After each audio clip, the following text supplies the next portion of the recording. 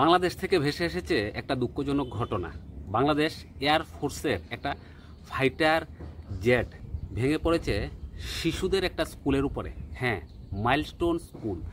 এখানে অনেক শিশু আগুনে পুড়ে অসুস্থ হয়েছে, আহত হয়েছে এবং নিহত হয়েছে। ব্যাপারটা খুবই দুঃখজনক, খুবই দুঃখজনক।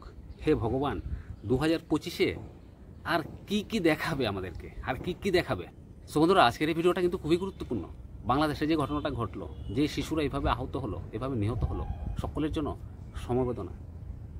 পরিবারকে আমি বুঝাতে পারবো না, তাদেরকে সান্ত্বনা দেওয়ার মতো ভাষা নেই। তারপরও বলবো, প্লিজ নিজেদেরকে একটু কন্ট্রোল করুন। আর বন্ধুরা, বাংলাদেশে কোনো কিছু হলে আমরা কিন্তু দুঃখিত হই, আমাদের চোখে জল চলে আসে। কিন্তু আমাদের দেশে, আমাদের ভারতবর্ষে কোনো কিছু হলে বাংলাদেশিরা হাসি ঠাট্টা করে, আনন্দ করে। এই ব্যাপারে আপনাদের কী মতামত সেটা অবশ্যই কমেন্টস করে জানাবেন। ভিডিওটাকে বেশি বেশি পরিমাণে শেয়ার করে সকলের কাছে পৌঁছে দেবেন। তাছাড়াও আমাদের চ্যানেলে ত্রিপুরা ট্যুর গাইডের গুরুত্বপূর্ণ ভিডিও পাবেন, সাথে ভারতের বড় বড় হসপিটালের গাইড এবং ইনফরমেশন। চ্যানেল ভিজিট করে গুরুত্বপূর্ণ ভিডিও দেখবেন। পরবর্তী ভিডিও দেখার জন্য চ্যানেলটাকে সাবস্ক্রাইব করবেন। চলুন ভিডিওটা শুরু করি। কিছুদিন আগে আমাদের ভারতবর্ষে এরকমের একটা দুর্ঘটনা ঘটেছিল, ফ্লাইট দুর্ঘটনা হয়ে গিয়েছিল। হ্যাঁ, খুবই দুঃখজনক ঘটনা। কিন্তু বাংলাদেশে যেটা হলো ভাই, এটা দুঃখের সীমা ছাড়িয়ে গেছে। এত ছোট ছোট শিশু, নিষ্পাপ শিশুরা এভাবে আগুনে পুড়ে আহত হয়েছে, মৃত্যু হয়েছে।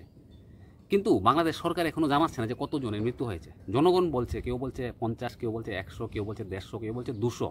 কিন্তু সরকার বলছে এখানে 30-35 জনের মৃত্যু হয়েছে। যত জনেরই মৃত্যু হয়েছে, ঘটনাটা খুবই দুঃখজনক। আমাদের ভারতীয় সরকার, আমাদের ভারতীয় গভর্নমেন্ট বাংলাদেশে বিশেষজ্ঞ চিকিৎসক দল পাঠিয়েছে। বিশেষ করে প্লাস্টিক সার্জারি বা বার্নিংয়ের জন্য যারা বিশেষজ্ঞ, তাদেরকে বাংলাদেশে পাঠাচ্ছে চিকিৎসার জন্য। সত্যি আমি আজ খুবই গর্বিত যে আমি ভারতবর্ষে বাস করি। ভারতবর্ষ শত্রু হোক, বন্ধু হোক, বিপদের সময় সকলের পাশে গিয়ে দাঁড়ায়। এরকমই কিন্তু পাকিস্তানের পাশে দাঁড়িয়েছে, টার্কির পাশে দাঁড়িয়েছে, এখন বাংলাদেশের পাশে। কারণ বাংলাদেশের চিকিৎসা ব্যবস্থা কীরকম আমরা সকলেই জানি। বাংলাদেশ থেকে প্রতি বছর হাজার হাজার রোগী ভারতে এসে চিকিৎসা করানোর জন্য। কিন্তু সবথেকে দুঃখের ব্যাপার কোনটা জানেন?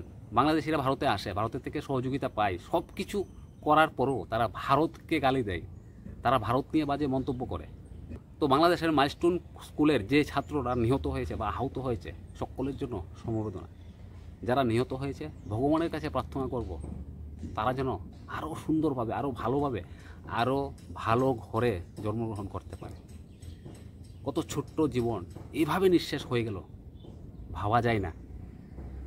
তার থেকেও দুঃখের ব্যাপার হলো, আমাদের ভারতবর্ষে যখন কোনো রকমের দুর্ঘটনা ঘটে, কিছুদিন আগে ফ্লাইট দুর্ঘটনা ঘটেছিল, কিছুদিন আগে কুম্ভ মেলায় দুর্ঘটনা ঘটেছিল, রিসেন্ট গতকালকে আরেকটা ঘটনা ঘটে গেছে। এই বিষয়গুলো নিয়ে বাংলাদেশিরা সোশ্যাল নেটওয়ার্কের মধ্যে আজে বাজে মন্তব্য করে। ভারতে যখন কিছু হয়, ভারতের মানুষের যখন ক্ষতি হয়, ভারতের জনগণ যখন দুঃখে থাকে, কষ্টে থাকে, মৃত্যুবরণ করে, তারা প্রচণ্ড খুশি হয় ভাই। কেন জানি না ভাই, মানুষে মানুষে আজ মনুষ্যত্বহীন হয়ে গেছে বাংলাদেশিরা। পাকিস্তানিরা তো মনুষ্যত্বহীন আছেই। তারা পাকিস্তানকে সাপোর্ট করে, তারা চায়নাকে সাপোর্ট করে, তারা ইসলামকে সাপোর্ট করে, তারা হিন্দুকে ঘৃণা করে। কেন ভাই? মনুষ্যত্বের জয় হোক, মনুষ্যত্বকে উপরে তুলো। কে তোমার পাশে আছে, কে তোমাকে সহযোগিতা করছে, কোথায় তোমরা সেফ আছো, এটাকে নিয়ে ভাবো।